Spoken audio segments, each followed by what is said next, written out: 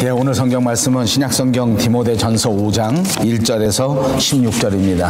제가 가진 성경책에는 신약성경 340면에 있습니다. 디모데전서 5장 1절에서 16절, 제가 한 절 읽고 여러분이 한 절 읽으면서 1절에서 16절까지 있는 말씀을 받들어 봉독합니다. 늙은이를 꾸짖지 말고 권하되 아버지에게 하듯하며 젊은이에게는 형제에게 하듯하고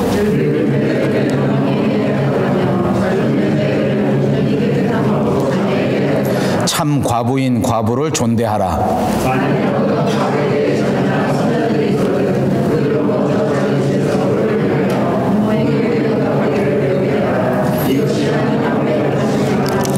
참 과부로서 외로운 자는 하나님께 소망을 두어 주야로 항상 간구와 기도를 하거니와 내가 또한 이것을 명하여 그들로 책망받을 것이 없게 하라.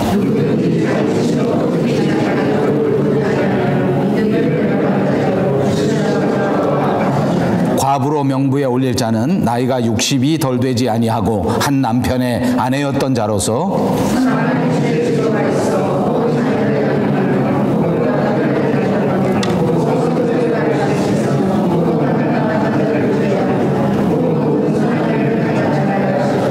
젊은 과부는 올리지 말지니 이는 정욕으로 그리스도를 배반할 때에 시집 가고자 함이니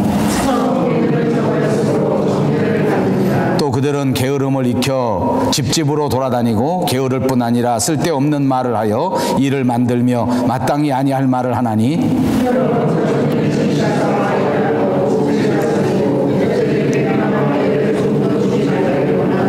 이미 사탄에게 돌아간 자들도 있도다.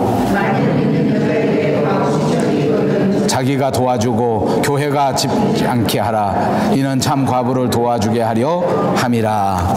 아멘. 예, 오늘 말씀의 제목은 그리스도인의 인간관계라, 이렇게 제목을 정했습니다. 오늘은 우리 서양 교회가 지키는 특별한 날 가운데 하나입니다.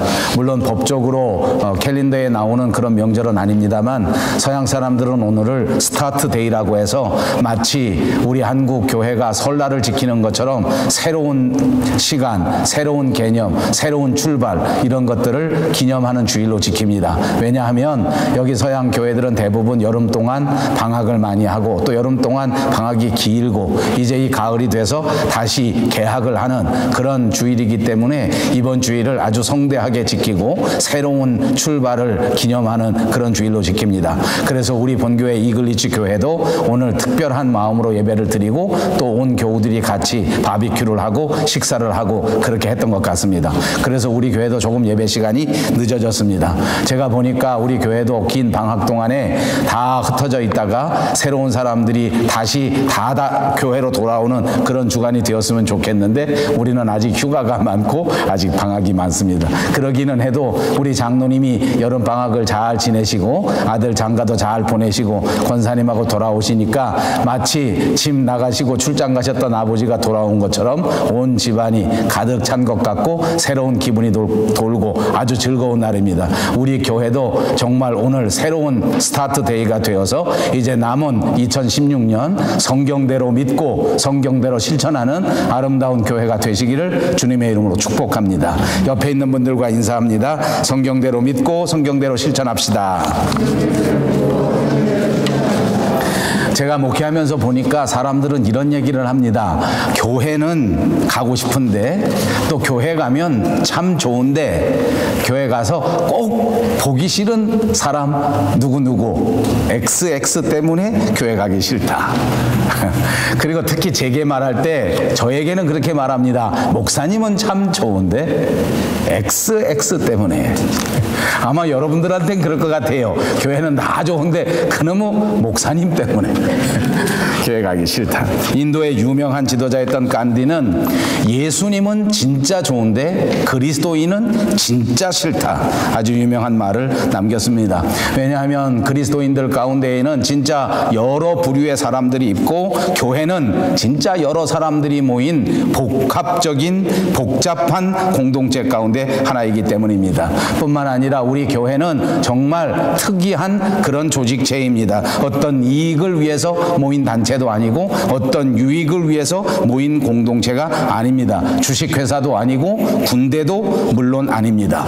군대는 일사불란하게 움직이지만 교회는 결코 그렇지가 않습니다. 교회는 시민단체가 아닙니다. 같은 고향을 둔 고향 사람들끼리 모인 향후회도 아닙니다. 똑같은 학교를 졸업한 동창들끼리 반가운 마음으로 모여져 회의를 나누는 동창회도 아닙니다.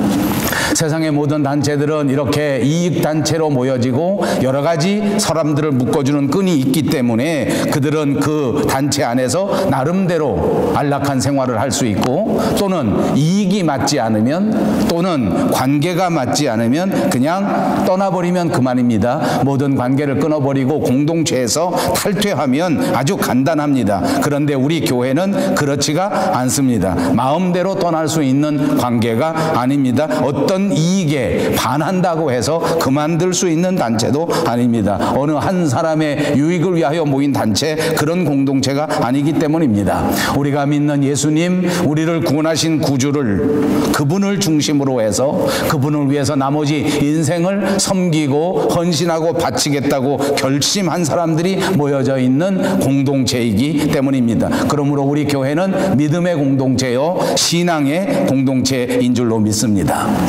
늘 은혜를 받고 늘 행복한 단체가 우리 교회가 꼭 되시기를 바랍니다. 저는 여러분을 축복합니다. 교회 생활을 통해서 이 세상 그 어떤 곳에서도 얻을 수 없었던 진정한 평화, 진정한 행복이 날마다 여러분의 마음속에, 여러분의 가정 속에 넘쳐나시기를 바랍니다. 그리고 실제로 교회 생활을 통해서 우리는 정말 많은 은혜를 받습니다. 교회 생활을 통해서 정말 행복한 마음을 갖게 되는 것이 사실입니다. 그럼에도 불구하고 이 교회 공동체가 또 사람들이 모인 공동체이기 때문에 우리가 기대하지 않았던 그런 어려움들이 이 교회 안에 다가오게 되기도 합니다. 어떨 때는 이 교회 공동체가 차라리 이 공동체였으면, 차라리 이 교회의 모임이 우리 군대였으면 이런 아픔은 없지 않겠나 하고 우리 마음속에 사람 때문에 겪어지는 어려운 일, 힘든 일들도 생길 수 있다는 말입니다. 그렇습니다. 교회 생활을 하면 할수록 오히려 사람들과의 관계가 무서워지기 시작합니다. 사람과 사람 사이의 관계가 점점 힘들게 느껴질 때가 많습니다. 동네에서 반상회 할 때는 이런 마음을 느낄 때가 없었는데, 동창회에 가서는 이런 마음을 가질 필요가 없었는데 오히려 교회 안에서는 더 조심스럽고 더 어려운 일들이 생겨지게 된다 그 말입니다. 왜냐하면 다른 단체에서는 골치 아픈 일 생기면 안 보면 그만입니다. 상대하지 않으면 그만입니다. 다 끝낼 수 있는 관계이기 때문에 오히려 간단합니다. 그렇지만 교회에서는 그런 식으로 할 수가 없습니다. 왜냐하면 저와 여러분이 예수님을 믿는 그리스도인이기 때문에, 아니 그리스도인이라면 그렇게 행동할 수가 없기 때문입니다. 그래서 어떤 의미에서 교회에서 아름다운 인간관계가 형성되지 못하면 진짜 불행합니다. 교회 안에서 정말 화목한 사람들 사이의 관계를 형성하지 못한다면 우리의 신앙생활이 정말 안타깝게 복잡해지고 마는 것입니다. 어떻게 하면 우리 교회 안에서 더 화목하고 더 사랑하고 더 끈끈한 정이 넘치는 교회가 될 수 있을까? 오늘 이 말씀을 묵상하는 동안 저와 여러분에게 하나님께서 이 비결을 가르쳐 주시는 온전한 지혜가 저희들에게 꼭 있기를 바랍니다. 그래서 저와 여러분들이 섬기는 우리 밴쿠버 영성교회가 정말 화목하고 정말 행복하고 정말 사랑이 넘치는 그런 교회가 꼭 되시기를 바랍니다. 제가 목회 생활하면서 보니까 교회 안에서 사람 관계할 때 진짜 중요한 거 있습니다. 여러 가지가 있지만 몇 가지 말씀 드려보겠습니다. 첫째는 서로 다른 것을 알아야 하겠다는 것입니다. 정말 다릅니다. 여러분 살아보니까 사람은 한 뱃속에서 나온 형제도 다릅니다. 저도 아들이 둘입니다. 두 아들을 보면서 늘 느낍니다. 어쩌면 똑같아 보이는데 어쩌면 이렇게 다를까? 큰아들이 다르고 작은아들이 다릅니다. 어떻게 다른지는 제가 말씀드리지 않겠습니다. 큰아들을 보면 한심합니다. 둘째 아들을 보면 정말 대견합니다. 그랬으면 좋겠지요. 근데 반대입니다. 작은 놈은 역시 작은 놈이더라고. 철딱서니가 없어. 큰 놈은 듬직해요. 요랬으면 얼마나 좋겠습니까? 지금 궁금하죠, 여러분? 예, 평생을 같이 살았습니다. 제 아내는 16살 때 만나 연애를 시작하고 지금 60살이 되었습니다. 근데 처음 만났던 제 아내의 모습은 온데간데 없어졌습니다. 어쩌면 그렇게 다른지 모르겠어요. 똑같이 TV를 보고 똑같이 드라마를 보고 똑같이 설교를 듣고 똑같이 복음성가를 들어도 제 아내는 저와 다릅니다. 제 아내는 귀신 같은 소리를 좋아합니다. 오, 클래식한 노래를 좋아합니다. 저는 나훈아 같은 노래를 좋아합니다. 그래서 복음성가를 들어도 조금씩 다르더라고요. 여러분, 사람이 자라온 환경이 다르고 사람의 성격이 다른 건 너무나 당연합니다. 어떤 사람은 화가 날 때 소리부터 지르는 사람이 있습니다. 어떤 사람은 화가 나는데 겉에는 여전히 방글방글 웃는 사람도 있습니다. 어떤 사람은 화가 나면 소리를 크게 내기도 하지만 어떤 사람은 화가 나면 아예 입을 닫아버리고 말을 하지 않습니다. 다 다른 것입니다. 다르다는 것을 인정해야 사람 관계를 시작할 수 있습니다. 서로 다른 사람이라는 것을 인정하고 이해할 수 있어야 좋은 관계가 된다, 그 말입니다. 두 번째 중요한 것이 있습니다. 그것은 사람을 겉만 보고 판단하지 말라. 제가 지난 주간 동안 여러 번 말씀드렸습니다. 수박은 겉모습만 보고 알 수가 없지 않습니까? 사람도 똑같습니다. 겉에만 보고는 그 사람을 판단할 수 없습니다. 그러니까 교회 안에서 사람과의 인간관계를 가질 때에 여러분 꼭 명심하실 것은 사람을 외모로 판단하면 안 된다, 그 말입니다. 겉에만 쳐다보고 사람의 겉모습만 보고 사람이 한두 번 겪어본 것만 보고 그 사람을 판단했다가는 그 인간관계가 잘못될 수 있다고 말합니다. 두 가지입니다. 하나는 너무 친절해 보이는 외모도 있습니다. 처음 만났는데 그 사람이 얼마나 호감이 되는지 모릅니다. 거룩해 보입니다. 경건해 보입니다. 말도 잘합니다. 그러나 겪어봐야 안다, 그 말입니다. 반대의 경우도 있습니다. 처음 만났는데 뭐 이런 사람이 있는가? 말하는 걸 보니까 그 말이 퍽퍽거리고 말이 막 상대방을 찌르고 진짜 웃긴다? 이런 사람이 있나? 그런 사람도 있습니다. 그러나 겪어봐야 합니다. 말은 조금 함부로 하는 것 같고 말로는 조금 사람의 상처를 주는 것 같지만 겪어보니까 진짜 진국인 사람이 있습니다. 정말 성실하고 진실한 사람이 있습니다. 말은 번드르르한데 얼마나 거룩한 모습을 가지고 있는지 말할 수 없는데 겪어보니까 그게 아니더라 하는 사람도 있습니다. 그러니까 교회 안에서 사람을 외모로 판단하지 마십시다. 겪어보고서야 알 수 있다고 생각하시기를 바랍니다. 그리고 또 한 가지 꼭 강조하고 싶은 것은 사람 관계할 때 가능한 한 정직하시기를 바랍니다. 제가 말씀드렸습니다. 솔직히 말해서 우리가 살아가는 동안 완전히 정직하기는 어렵습니다. 그러나 가능한 한 정직하십시오. 제가 살아보니까 남편과 아내 가운데에 이렇게 잘 살아가는 사람들의 요령이 있습니다. 서로 간에 정직한 것입니다. 서로 간에 진실한 것입니다. 그런데 제가 살아보니까 남편과 아내도 서로 정직하지 못한 사람이 많습니다. 부모와 자식 간에도 정직하지 않은 사람들이 정말 많습니다. 그러니까 여러분, 좋은 관계를 가지려고 하면 거짓말을 하지 말아야 됩니다. 인간관계의 가장 중요한 것은 거짓말하지 않는 거예요.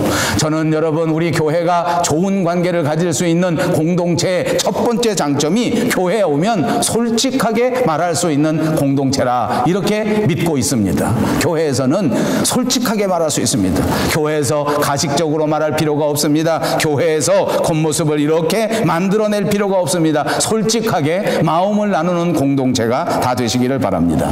신약성경 에베소서 2장 19절에 보니까 우리 그리스도인들을 가리켜서 하나님의 권속이라고 말하고 있습니다. 다시 말하면 우리 그리스도인들은 하나님의 집안 사람이라는 말입니다. 그렇습니다. 그러므로 교회는 한 집안에 비유될 수 있는 그런 단체입니다. 교회가 모두 가족과 같이 뜨거운 일체감을 형성할 때 그 교회는 교회는 지구상에서 가장 멋지고 가장 아름다운 진짜 패밀리가 될 수 있는 줄로 믿습니다. 교회는 하나님의 집입니다. 그러므로 교인 그리스도인들은 하나님의 집의 식구들인 것을 믿으시기를 바랍니다. 물론 이것이 법적인 구속력이 있는 것은 아닙니다. 물론 이것이 외형적으로 피를 나눈 형제 자매가 되었다는 말은 아닙니다. 그러므로 이 교회 안에서 마음대로 하고 싶으면 마음대로 할 수도 있을 것입니다. 그냥 내 마음대로 행동하겠다 하면 얼마든지 그렇게 할 수 있는 곳이 교회이기도 합니다.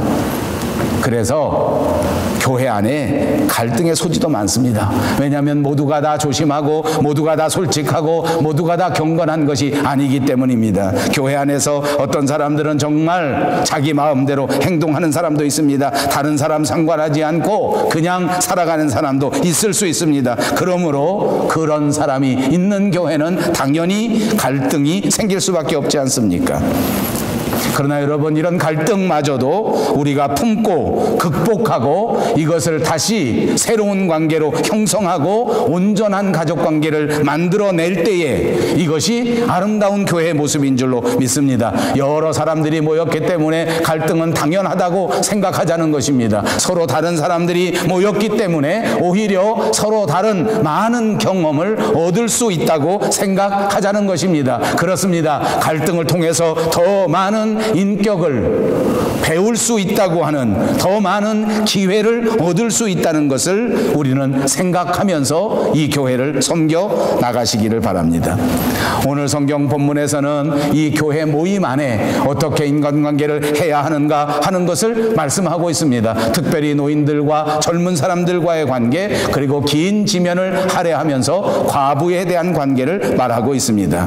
오늘 주신 말씀 가운데에서 과연 성도들 사이에 어떤 자세를 가져야 하겠는가 하는 것을 다시 한번 말씀을 통하여 생각해 봅니다. 첫째는 노인들에 대한 태도입니다. 노인들에 대하여 우리가 어떻게 해야 하겠는가? 본문 1절과 2절을 보니까 늙은이는 꾸짖지 말고 권하되 아버지에게 하듯하며 늙은 여자에게는 어머니에게 하듯하라. 그러니까 교회 안에서 나이가 드신 분들, 교회 안에서 어른들에게는 내 아버지, 내 어머니에게 하듯하라 하는 것입니다. 여러분, 이 마을 가운데 거슬리는 말이 있습니다. 늙은이는 꾸짖지 마라. 누가 감히 늙은이를 꾸짖는다는 것입니까? 누가 과연 늙은이에게, 노인들에게 꾸짖는다 이렇게 말할 수 있겠습니까? 그러나 솔직히 이곳에서 나이가 좀 많이 드신 분들은 가슴이 쩔렁할 것입니다. 우리가 살아보니까, 제가 나이를 이만큼 먹어보니까 저희 아버지, 저희 어머니는 늘 꾸짖을 일들을 하십니다. 나이가 80이 넘고 90이 넘어가니까 우리 아버지도 우리 어머니도 상식적으로 행동하지 못할 때가 있더라는 것입니다. 그래서 때로는 자식들이 아버지를 꾸짖습니다. 때로는 자식들이 아버지를 나무랍니다. 제 아이들은 제가 아직 80도 안 되고 90도 안 됐는데 언제나 저를 나무랍니다. 아빠, 그렇게 하면 안 돼요. 아버지.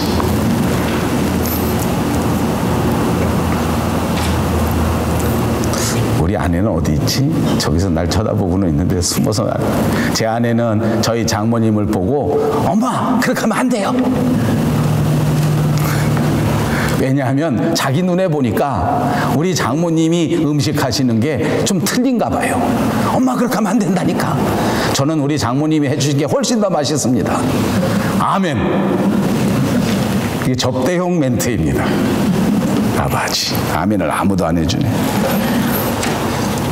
예, 조심스럽게 보십시오. 늙은이를 꾸짖지 말고 권하라. 이 성경 말씀은 정말 실제적입니다. 성령께서는 이미 저와 여러분을 너무나 잘 아시기 때문에 너희가 까딱 잘못하면 이렇게 할 수 있다. 어른들을 꾸짖고 어른들이 잘못한다고 말을 조심 없이 내뱉을 수 있다 하기 때문에 그렇게 하면 안 된다고 우리에게 권하여 주는 줄로 믿습니다. 여기 더 성경을 올바르게 해석하는 방법이 있습니다. 여러분, 사람들은 이렇게 말하면 뭐라고 말하는지 압니까? 아이고, 목사님 모르는 말 하지 마세요. 우리 어머니가 얼마나 주책맞은지 압니까? 우리 어머니가 진짜 틀렸다니까요. 이렇게 말하는 젊은이들이 있습니다. 그러나 성경을 똑바로 해석하십시오. 설사 꾸짖을 일이 있다고 할지라도 꾸짖지 말라는 것입니다. 때로는 부모님이 나이가 드셔서 조금 조심하지 못하는 일이 있다고 하더라도 어른들에게는 그렇게 말하면 안 된다는 것입니다. 그렇습니다. 사람이 살다 보니까 나이가 먹으면 자연히 자제력이 조금 없어지는 것이 당연합니다. 나이가 먹어가면서 판단력도 조금씩 약해지는 것이 당연합니다. 그리고 노인이 되면 본의 아니게 실수할 수가 있다는 것을 성경이 말하는 것입니다. 그럼에도 불구하고 이런 노인들을 용납하고 받아들일 수 있는 넉넉한 마음이 젊은 세대에게 필요하다는 것입니다. 여러분 어떻게 생각합니까? 저는 이 성경의 교훈이 얼마나 귀한지 모르겠습니다. 세상의 가르침을 보십시오. 세상의 가르침은 반대입니다. 나이 먹은 사람이 먼저 이해하고 어른이 먼저 이해해야 된다고 우리는 배워오지 않았습니까? 그러나 성경은 이렇게 가르칩니다. 젊은 사람들이 어른들을 용납할 수 있는 넉넉한 마음을 가지라는 것입니다. 여러분 젊으셨습니까? 여러분 젊으셨습니까? 어른들을 용납할 수 있는 넉넉한 마음을 가지십시오. 여러분 멋진 젊은이입니까? 이웃 사람들을 받아들일 수 있는 넉넉한 마음을 가지시기를 주님의 이름으로 축복합니다. 저는 교회 목사입니다. 아까도 말씀드린 것처럼 이상하게 교회 안에는 젊은이들이 없습니다. 다른 사람을 받아들일 수 있는 넉넉한 마음을 가진 사람이 없습니다. 그리고 매일같이 이릅니다. 제게 찾아와서 목사님 저 옆에 있는 어떤 집사님 있잖아요. 난 정말 미치겠어요. 나만 보면 이렇게 말하는데 나 속상해 죽겠어요. 그래요. 꾸짖을 일입니다. 그래요. 잘못하는 일이 다른 사람에게서 생길 수 있습니다. 그럼에도 불구하고 그것을 용납하고 그것을 이해하는 자가 젊은이요 그것이 멋진 그리스도인이라는 교훈을 꼭 받으시기를 바랍니다. 먼저 이해하는 사람이 멋있는 사람입니다. 먼저 용납하는 사람이 젊은 사람입니다. 이건 진짜 멋진 교훈 아닙니까? 이건 정말 우리 교회 안에서 꼭 가져야 할 실제적인 교훈인 줄로 믿습니다. 사랑하는 젊은이 여러분, 마음을 넓게 하십시오. 사랑하는 젊은이 여러분, 용납하는 마음을 가지십시오. 사랑하는 젊은이 여러분, 모든 것을 품고 이해하는 젊은이들이 꼭 되시기를 바랍니다. 그렇습니다. 이렇게 교회 안에서 이해하고 용납하고 받아들이는 것이야말로 아름다운 인간관계, 아름다운 가족관계를 이끌 수 있는 첫 번째 중요한 요소가 된다는 사실을 믿으시기를 바랍니다. 그렇습니다. 이렇게 어머니 같은 사람, 아버지 같은 사람들을 잘 섬기고 잘 모시는 경험을 할 수 있다고 하면 그것은 교회의 아름다운 관계를 형성하게 되는 것입니다. 자, 여러분, 노인들에 관해서는 오늘 말씀하실 때 이처럼 노인을 향해서 아버지처럼 어머니처럼 하라 했는데, 반대로 그러면 젊은이들을 향해서는 어떻게 해야 되나? 오늘 성경 본문을 보십시오. 젊은이들도 젊은 남자 그리고 젊은 여자에 대해서 분명히 나누어 말합니다. 아까 말한 것처럼 나이 많은 세대에 대해서 내가 어떻게 해야 될까 할 때는 아버지같이 하라, 어머니같이 하라 했는데, 나이가 든 사람이 젊은이들에게 할 때는 어떻게 해야 되겠나? 여러분 어떻게 하면 되겠습니까? 그냥 박자를 맞춘다 보면 저절로 어린 사람, 젊은 사람들에 대할 때는 내 아들처럼 내 딸처럼 대하라 이렇게 말하면 되지 않겠습니까? 세상 사람들은 그렇게 말할 것입니다. 그런데 오늘 성경에 보니까 그렇게 말하지 않았습니다. 젊은 남자는 형제에게 대하듯이 하고 젊은 여자에게는 자매에게 대하듯이 하라. 엄청난 의미가 있는 것입니다. 여러분, 왜 교회 안에서 내 자식처럼 대하면 안 되는 줄 압니까? 그러면 함부로 대할 수 있기 때문입니다. 젊은 세대를 함부로 대하면 안 된다는 말입니다. 다른 사람들을 함부로 대하면 안 된다는 말입니다. 거기 또 엄청난 단서가 있습니다. 젊은 남자에게는 형제에게 대하라고 말씀하시면서 젊은 여자에게는 온전히 깨끗하게 하라고 가르쳐주고 있습니다. 그렇습니다. 다른 여자를 대할 때에는 일체 깨끗함으로 대하여야 된다는 말입니다. 이것은 아주 엄청난 단서입니다. 여러분, 교회가 어떤 공동체입니까? 유난히 이성과의 접촉이 빈번한 공동체입니다. 옛날 우리 교회가 처음 우리나라에 전래되었을 때에 교회를 알지 못하는 사람들은 교회를 비난할 때에 교회를 가리켜 연애당이라고 비꼬는 사람들이 많았습니다. 왜냐하면 이 교회 안에 가서 남자와 여자 그 이성 간의 교제가 많이 생겨졌기 때문입니다. 여러분, 저는 교회 안에서 남성과 여성이 서로 교제하지 말라는 말을 하자는 것이 아닙니다. 이성 간의 교제가 교회 안에서 있으면 안 된다는 말이 아닙니다. 오히려 이성 간의 교제가 있을 수 있지만 그럼에도 불구하고 이 이성 간의 관계가 온전히 깨끗해야 된다는 것입니다. 다른 곳에서보다 훨씬 더 깨끗한 이성교제가 있을 때에 아름다운 가족관계가 이루어질 수 있다는 말입니다. 그러므로 교회 안에서 모든 관계가 깨끗한 관계가 되어야 하고, 특별히 이성관계는 완전히 깨끗함으로 이루어지는 것이 중요하다고 말씀하고 있는 것입니다. 여러분, 이 말씀을 전해 듣는 교회, 그리고 이 말씀을 전해 듣는 디모데는 당시에 젊은 사역자였습니다.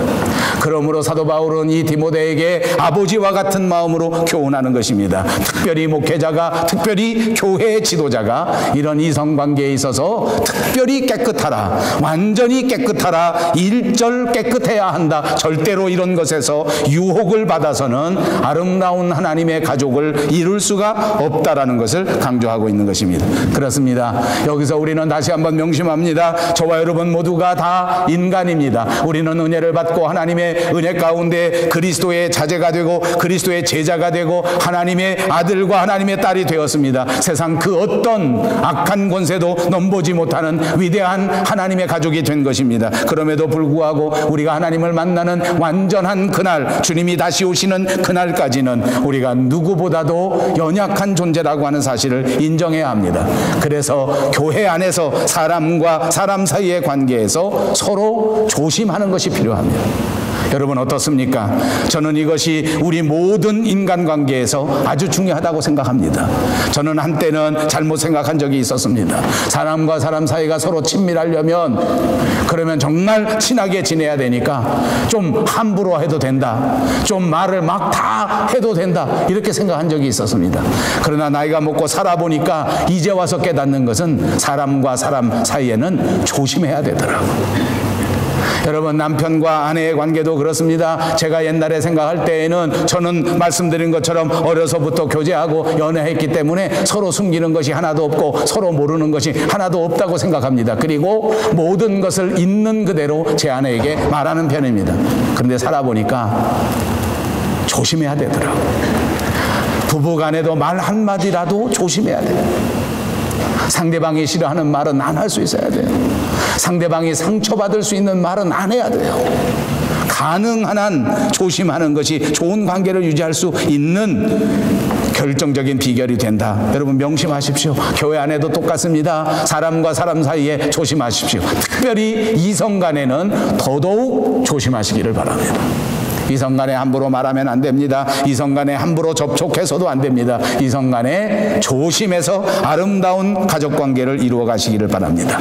그리고 오늘 주신 말씀 가운데에 특별히 남편을 잃고 사는 여인 과부에 대한 얘기가 길게 나오고 있습니다. 과부는 무엇입니까? 교회 안에 불쌍한 사람을 상징적으로 표현하는 것입니다. 여러분, 인생을 살면서 가장 외롭고 가장 아픈 사람이 누구이겠습니까? 여러 부류가 있을 수 있지만 바로 과부라고 하는 것입니다. 이것은 세상을 살면서 큰 상처를 받은 사람을 상징적으로 말하는 것입니다. 이것은 세상을 살면서 세상에서 엄청난 고난을 당한 사람을 가르치는 말입니다. 그러므로 교회 안에서는 이렇게 상처받고 고난받고 외로움 속에 살아가는 사람에게 관심을 기울여야 한다는 것입니다. 이것이 교회의 사역에 관심이 되어야 한다는 것을 가르쳐주는 것입니다. 자, 그런데 이렇게 고난을 당한 사람을 도와주는 방법은 그렇게 간단한 것이 아닙니다.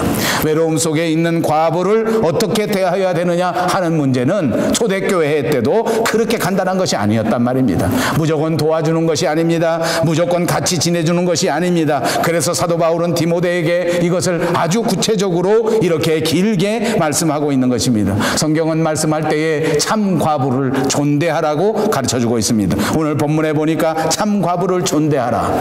그러므로 과부에도 참 참 과부가 있고 참 과부가 아닌 과부가 있다는 말입니다. 성경이 말하는 참 과부는 이러이러한 조건이 있습니다. 9절에 보니까 일단 과부의 명부에 올릴 때 나이가 60이 넘어라. 이건 초대교회 때이기 때문에 지금으로 말할 수 있는 것은 아닙니다만 곧바로 현대시대와 맞는 것은 아니겠습니다만 그때 당시에도 참 과부가 되려고 하면 60은 더 돼야 된다 이렇게 말하고 있습니다. 왜 그렇습니까? 나이가 젊으면 아직 과부라고 할지라도 또다시 시집 갈 수 있는 가능성이 있기 때문입니다. 60이 넘으면 더 이상 시집가지 말라는 말과 비슷합니다. 그러므로 제가 말한 것처럼 요즘하고는 잘 안 맞습니다. 요즘에는 60이 돼도 건강하기 때문에 또 60이 된 다음에도 시집갈 수 있다고 생각합니다.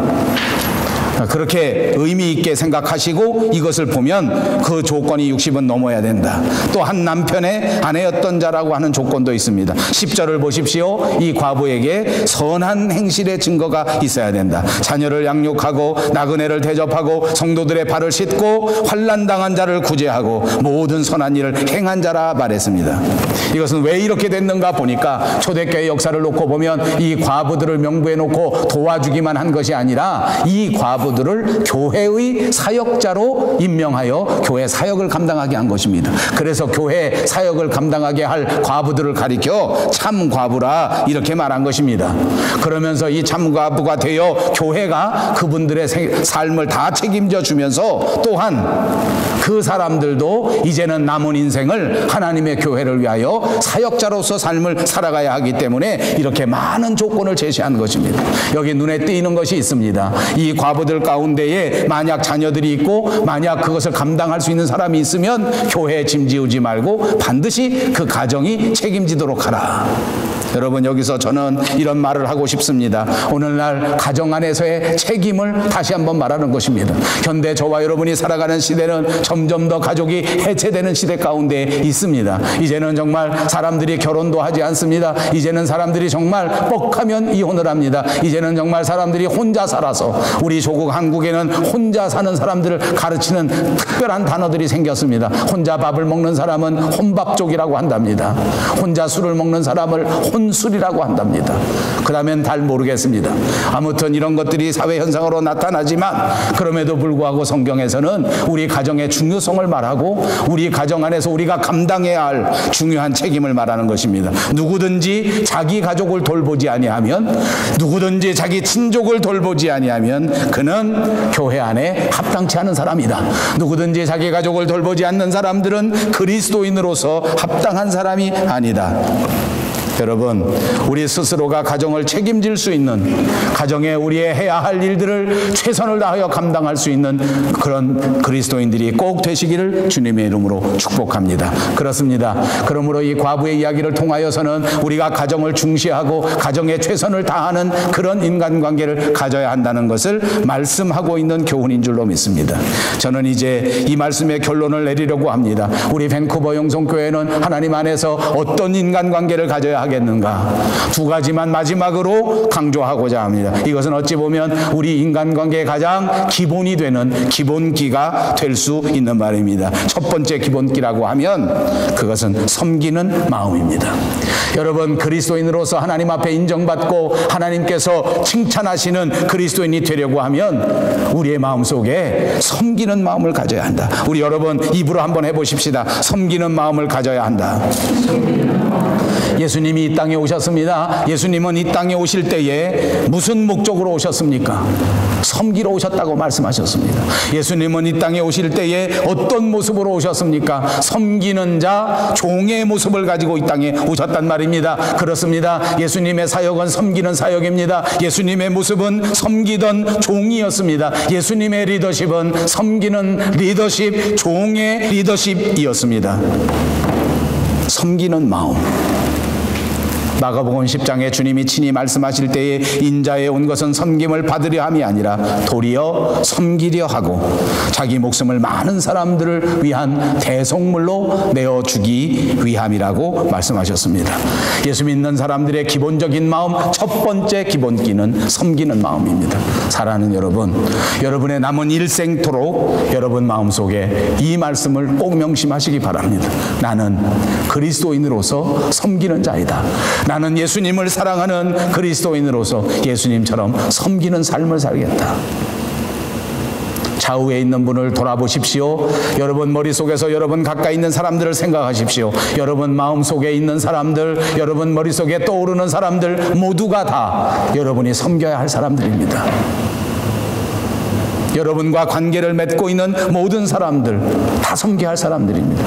여러분 옆뒤, 앞뒤, 좌우에 있는 사람들을 한번 살펴보십시오. 여러분 옆에 앉아있는 이 믿음의 공동체, 우리 밴쿠버 영성교회 사랑하는 교우들 모두가 다 여러분들이 섬겨야 할 사람들입니다. 꼭 섬기고 사십시오. 예수 믿는 사람들의 기본기는 섬기는 자세라. 오늘서부터 더더욱 섬기시기를 주님의 이름으로 축복합니다.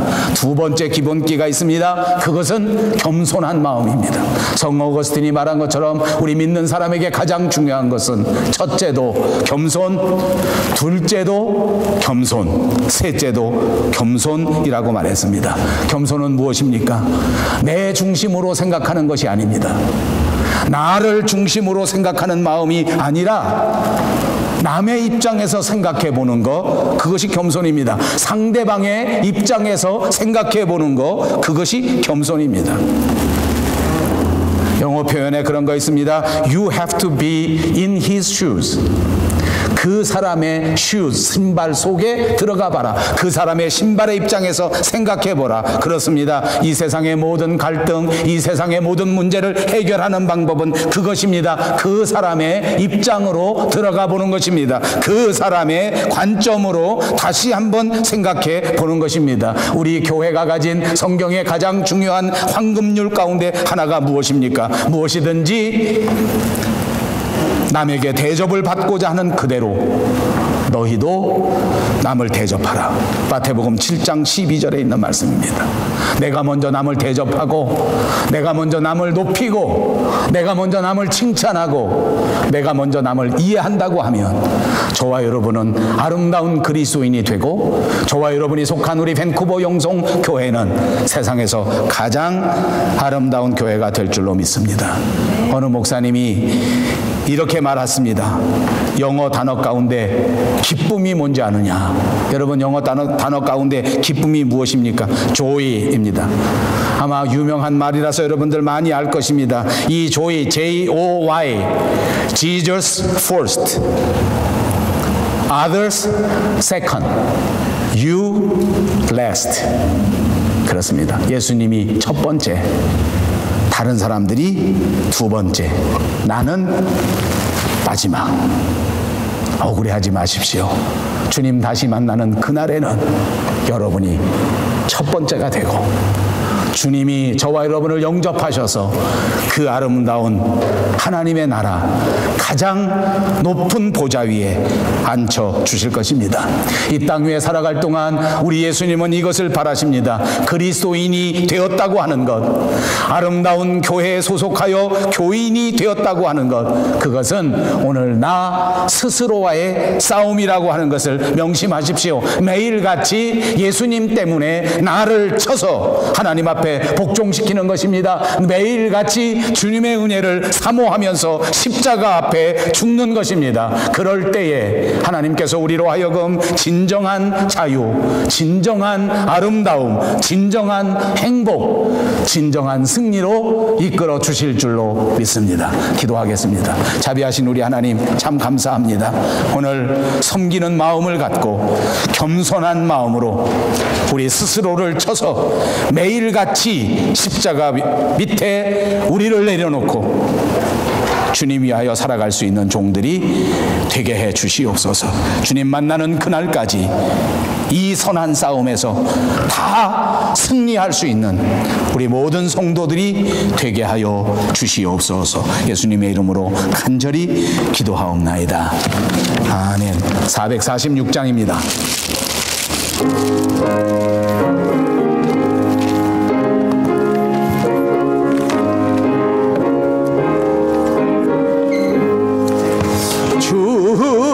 성 외에는 참 기쁨 없도다. 날 사랑하신 주 늘 계시옵소서.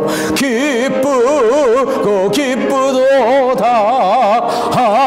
항상 기쁘도다. 나 주께 왔사오니 복 주옵소서. 나 주께 왔으니 복 주시옵소서. 주 함께 계시면 큰 시험이기네.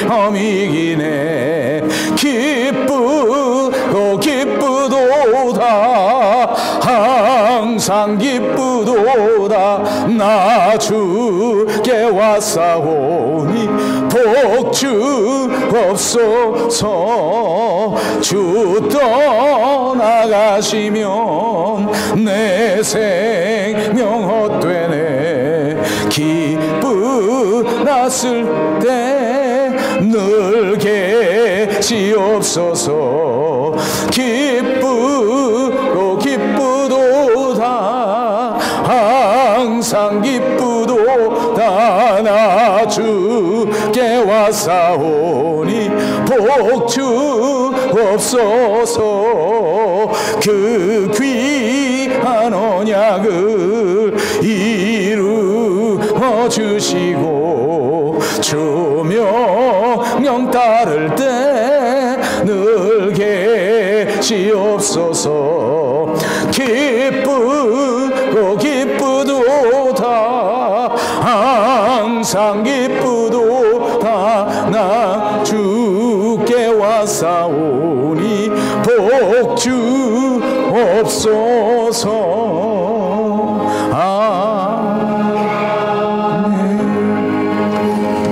거룩하신 우리 하나님, 주님의 존전에 나올 때 정성껏 예물을 준비하여 주님 앞에 드립니다. 믿음으로 10분의 1을 드리고 때를 따라 감사 예물을 드리며 주일 당하여 주일 헌금을 드립니다. 특별한 목적을 담고 목적 헌금도 드립니다. 주님, 이 모든 예물 받으시고 흠양하여 주시옵소서. 드리는 손길마다 주님 꼭 붙잡으셔서 이 땅 위에 살아갈 동안 진정한 그리스도인으로서 섬김과 경건과 은혜의 삶을 살아갈 때 부족함 없도록 도와 주시옵소서. 이 시간 우리와 함께 하지 못한 우리 식구들이 있습니다. 어디에 있든지 무엇을 하든지 우리와 동일한 은혜로 충만케 하여 주시옵소서. 예수님의 이름으로 축복하며 간절히 기도하옵나이다. 아멘.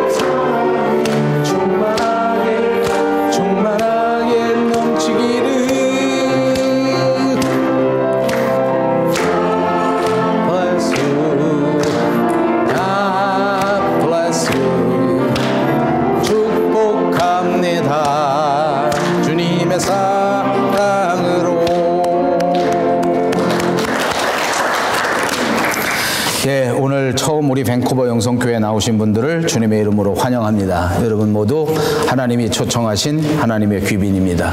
예배 후 그리스도의 사랑으로 친교하시고 등록을 원하시는 분은 안내위원에게 문의하시기 바랍니다. 2016년 우리 교회 표어는 성경대로 믿고 성경대로 실천하는 교회입니다. 성경에 집중하여 묵상하고 믿고 실천하는 여러분들이 되시기를 바랍니다. 9월부터 구역 예배를 복원하게 되었습니다. 성도들의 영적 생활에 큰 도움이 되기를 바라고 교회 성장을 위해서 크게 이바지하는 계기가 되시기를 바랍니다. 이번 주 토요일 17일 오전 9시부터 11시 우리 교회 본당에서 알츠하이머 때문에 실종되신 노신익 목사님 실종 3주년을 맞아 다시 한번 걷기 행사를 진행합니다. 페이스북이나 이런 곳에 미리 신청하신 분들이 많이 있는 줄 압니다. 혹시 신청과 관계없이 9시부터 11시 교회 모여서 함께 기도하고 또 함께 걷는 이 행사에 많이 동참해 주시기를 부탁합니다. 한국 방문을 마치고 우리 영광 장로님, 이찬미 권사님 건강하게 잘 돌아오셨습니다. 투하슨 원주민교회 그리고 선교를 위해서 기도해 주시고 동참해 주시기를 바랍니다. 이번 주는 우리 조국이 지키는 추석 절기입니다. 풍요로운 계절에 더더욱 감사의 생활이 되시기를 바라고 조국에 두고 온 우리 형제들, 우리 부모들, 우리 친지들을 기억하고 서로 기도해주는 아름다운 기간이 되시기를 바랍니다. 다 같이 자리에 일어서셔서 찬송 80장 1절과 4절을 드립니다.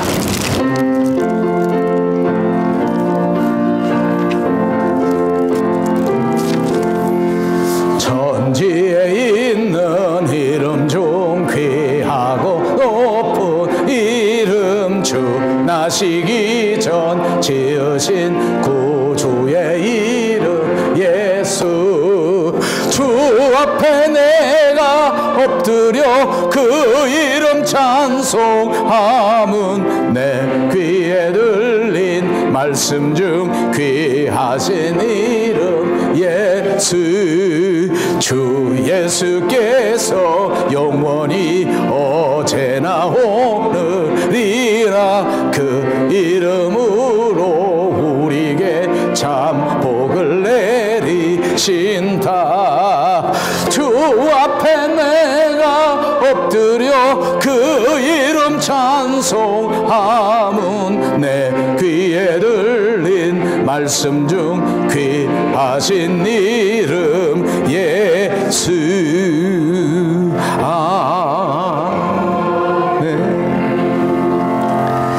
이제는 우리 주 예수 그리스도의 은혜와 하나님 아버지의 극진하신 사랑과 성령님의 감동, 감화 그리고 충만케 하시는 역사가 오늘 그리스도인으로서 섬김과 겸손으로 살아가기를 다짐